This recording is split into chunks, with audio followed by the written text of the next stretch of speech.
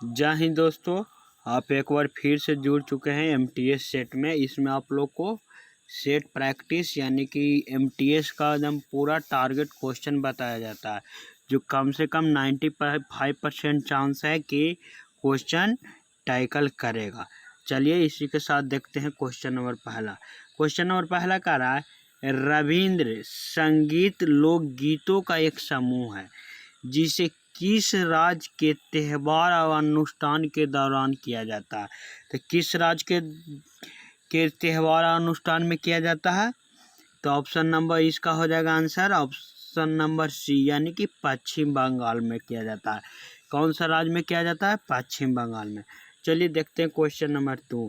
Question number 2 का रहा है, मानव डॉट रक्त में सबसे बड़ी कणिकाएं हैं, यानी कि मानव रक्त में सबसे बड़ी कणिकाएं कौन सा है? तो मानव रक्त में सबसे बड़ी कणिकाएं कौन सा है?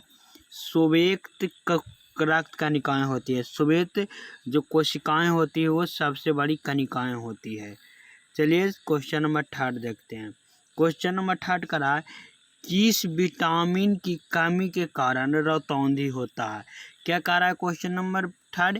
किस विटामिन के कारण कमी के कारण रतौंधी होता है? तो किस विटामिन के कमी के कारण रतौंधी होता है? विटामिन ए की कमी के कारण रतौंधी होता है। चलिए नेक्स्ट क्वेश्चन देखते हैं। क्वेश्चन नेक्स्ट का है, दुनिया का सबसे बड़ा खिलने वाला फूल है।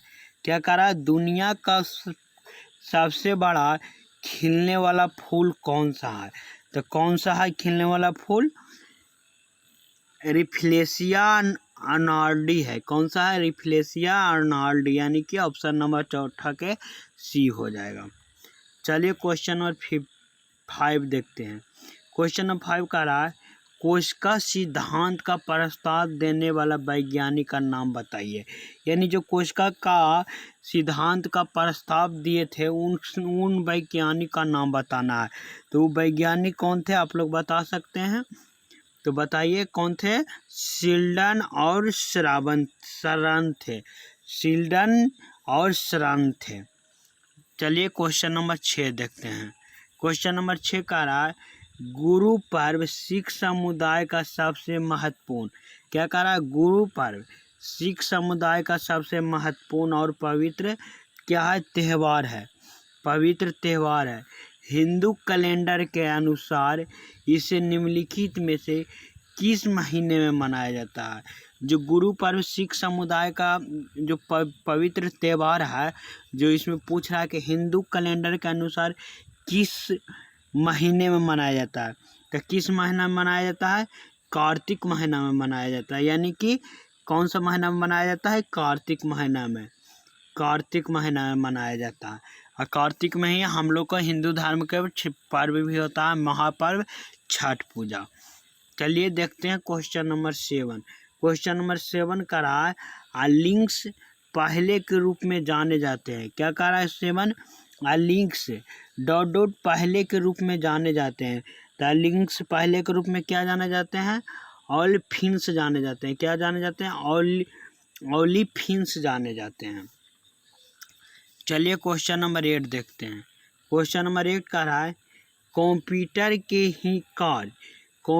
के ही कार्यों जैसे अन्य प्रोग्रामों को शुरू करना कोई नियंत्रित करने के लिए इस्तेमाल की जाने वाली एक भाषा कौन सी है? क्या कह रहा है?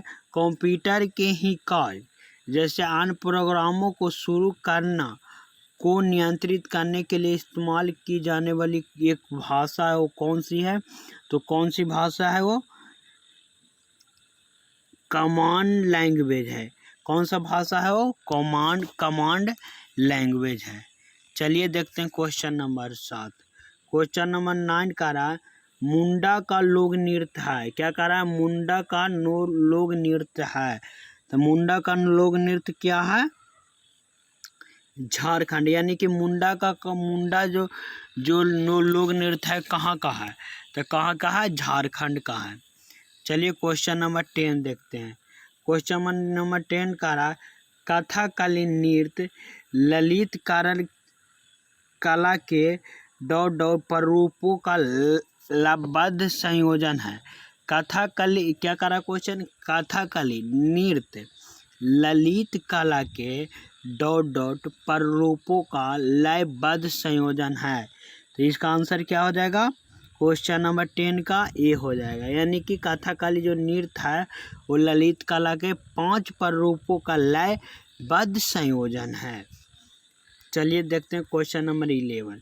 क्वेश्चन नंबर 11 कह रहा है समष्टि अर्थशास्त्र किससे संबंधित है। समष्टि अर्थशास्त्र है जो किससे संबंधित है, तो समष्टि अर्थशास्त्र किससे संबंधित है, क्वेश्चन नंबर 11 का आंसर ये हो जाएगा, आय का वृत्ताकार प्रवाह से संबंधित है। आय का क्या है, वृत्ताकार से संबंधित है। चलिए क्वेश्चन नंबर 12 देखते हैं। क्वेश्चन नंबर 12 का रहा है ओजोन परत वायुमंडल की किस परत में होती है। जो ओजोन परत होता है जो वायुमंडल की किस परत में होती है, तो किस परत में होती है बाबू, आप लोग बताइए। स्ट्रेटोस्फीयर की परत पर होती है। कौन सा परत पर होती है, स्ट्रेटोस्फीयर पर जो परत होती है उस पर होती है ओजोन परत की वायुमंडल। चलिए क्वेश्चन नंबर 13 देखते हैं। 13 कह रहा है, क्वेश्चन नंबर 13 कह रहा है जो जीव प्रकाश संश्लेषण का उपयोग कर भोजन तैयार करते हैं उन्हें किस रूप में जाना जाता है। उन्हें किस रूप में जाना जाता है, क्वेश्चन नंबर 13 का आंसर क्या हो जाएगा, उसे स्वापोषी कहते हैं। उसे क्या कहते हैं, स्वापोषी कहते हैं। यानी कि जो खुद भोजन बनाता है प्रकाश संश्लेषण के मदद से उसे क्या कहते हैं, स्वापोषी कहते हैं।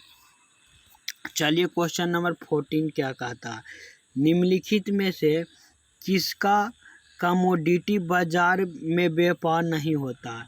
क्या कह रहा है, निम्नलिखित में से किसका कमोडिटी बाजार में व्यापार नहीं होता है, तो किसका नहीं होता है, मुद्रा का। कमोडिटी में बाजार में किसका व्यापार नहीं होता है, मुद्रा का व्यापार नहीं होता है। क्वेश्चन नंबर 50 का रहा है पणजी किस भारतीय राज्य की राजधानी है। जो पणजी है वो भारत के किस राज्य की राजधानी है, तो किस राज्य की राजधानी है, गोवा का राजधानी है। यानी कि 15 का ऑप्शन नंबर क्या हो जाएगा, बी हो जाएगा। चलिए देखते हैं 60, लखनऊ किस राज्य की राजधानी है। यहाँ क्वेश्चन छोड़ दिया है दूसरा, लखनऊ किस राज्य की राजधानी है, तो लखनऊ किस राज्य की राजधानी है, उत्तर प्रदेश की राजधानी है। कहाँ का राजधानी है, उत्तर प्रदेश का। चलिए क्वेश्चन नंबर अगला देते हैं। स्वतंत्रता आंदोलन के दौरान सुभाष चंद्र बोस ने भारतीय राष्ट्रीय प्रोत्थान किया था। स्वतंत्रता के दौरान सुभाष चंद्र बोस ने भारतीय डॉट डॉट राष्ट्रीय का प्रोत्थान किया था। किसका प्रोत्थान किया था सुभाष चंद्र बोस ने, किसका, तो थल सेना का प्रोत्थान किया था। किसका किया था, थल सेना का। चलिए क्वेश्चन नंबर 18 देखते हैं। औरंगजेब का पुत्र था, औरंगजेब का पुत्र कौन था, औरंगजेब का पुत्र कौन था, शाहजहां था। यानी कि क्वेश्चन नंबर 18 का ये डी हो जाएगा। चलिए क्वेश्चन नंबर 19 देखते हैं। वर्ल्ड वाइड वेब के द्वारा आविष्कार किया गया था, वर्ल्ड वाइड वेब द्वारा आविष्कार किया गया था। किसका किया गया था, वर्ल्ड वाइड वेब द्वारा किसका आविष्कार किया गया था, टिम बेर्नर्स-ली का, टिम बेर्नर्स-ली का आविष्कार किया गया था। चलिए क्वेश्चन नंबर 20 देखते हैं। 20 का रहा सयानता के बारे में निम्नलिखित में से क्या असत है। क्या कह रहा है, सयानता के बारे में निम्नलिखित में से कौन असत है, तो कौन सा असत है, डी ऑप्शन नंबर, इनमें से कोई नहीं। चलिए देखते हैं 21, खेलो इंडिया यूथ गेम्स तीसरे संस्करण की मेजबानी निम्नलिखित में से किस शहर ने की है। क्या कह रहा है, खेलो इंडिया यूथ गेम्स के तीसरे संस्करण की मेजबानी निम्नलिखित ने किस शहर ने किया है, तो किस शहर ने निम्नलिखित में से किया है, गुवाहाटी ने किया है। कौन सा शहर किया है?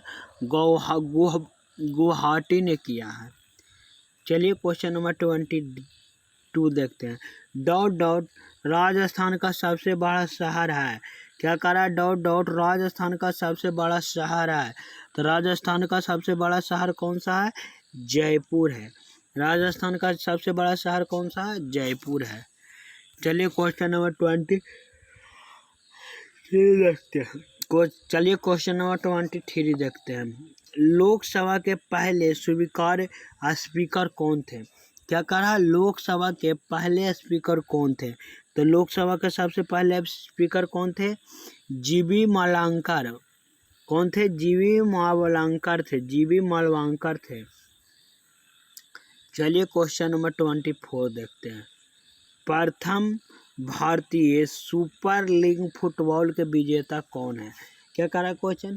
प्रथम भारतीय सुपर लीग फुटबॉल के विजेता कौन है? तो प्रथम भारतीय सुपर लीग फुटबॉल के विजेता कौन है? आप लोग बताइए।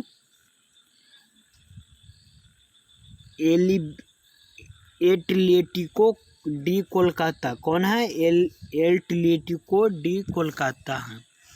चलिए क्वेश्चन नंबर 25 देखते हैं। बाकिंग बींद। क्या कह रहा है 25? बाकिंग बींद लायंस पुस्तक किसने लिखा था? क्या कह रहा है? बाकिंग बींद लायंस पुस्तक किसने लिखा था?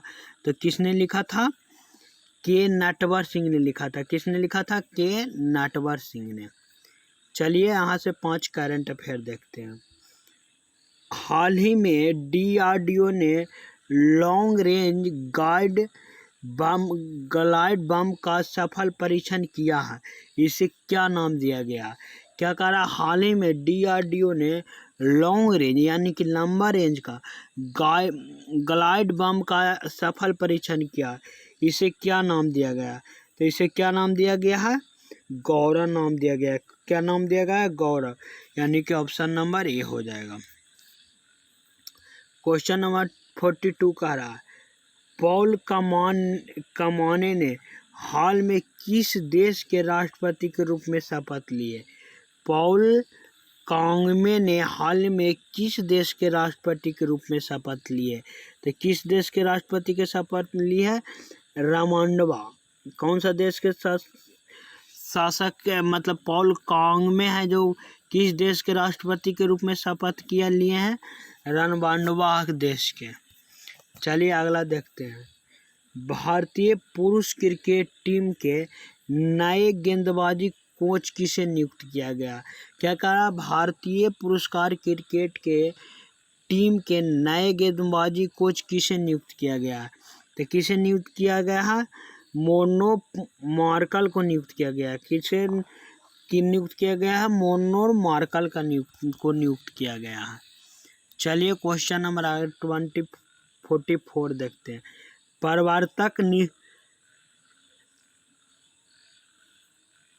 प्रवर्तक निदेशालय ईडी के नए निदेशक कौन बने हैं? क्या कह रहा है? प्रवर्तक निदेशालय ईडी के नए निदेशक कौन बने हैं? तो कौन बने हैं निदेशक? राहुल नवीन बने। कौन बने हैं नए निदेशक? राहुल नवीन बने हैं। चलिए क्वेश्चन नंबर 45 देखते हैं। भारत जूनियर पुरुष हॉकी टीम हेड किसे बनाया गया है? क्या कह रहा है? भारतीय जूनियर पुरुष हॉकी टीम का हेड कोच किसे बनाया गया? तो किसे बनाया गया है? PR श्रीजेश को बनाया गया। किसे बनाया गया है? PR श्रीजेश को बनाया गया। यानी कि ऑप्शन नंबर सी हो जाएगा 45 का। आप लोग को हम 40 तक पिछला वीडियो में करंट अफेयर करवाए थे। इसमें 41 से 45 तक है। इसके आगे मिलते हैं नेक्स्ट क्लास में, यानी कि कल सेट नंबर नेक्स्ट में। चलिए आज के लिए इतना।